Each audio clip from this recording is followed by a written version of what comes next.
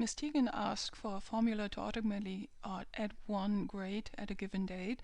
In theory, that's possible. You could make a macro which runs on every opening of the sheet and look for the date and many more things, but realistically it's not a formula. You don't use a macro, you just do it manually once you reach that date. Put a date into your calendar so you don't forget, because that's the easiest way to actually do that.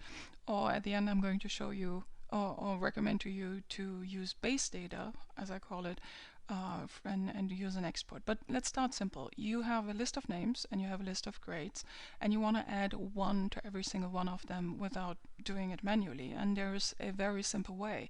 You just put a 1 somewhere, and I just marked it with these colors for effect. And you should always make a backup copy before you work on something like this. So you copy, Control C, the value you want to add, then you mark the area of where you want it to add, click right, and use Paste Special. And inside of Paste Special, you go under Operation and click Add.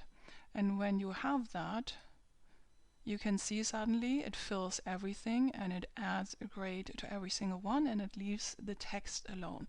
It even added something in this empty cell. But this is more than I wanted. I just wanted to have the 1, and yes, you can do that. You just copy again.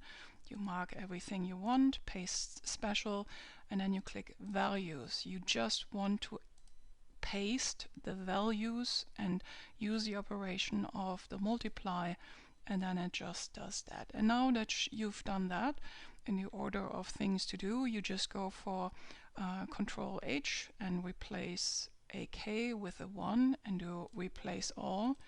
And because I marked the column, it's only going to replace it in here, and now you have new first graders.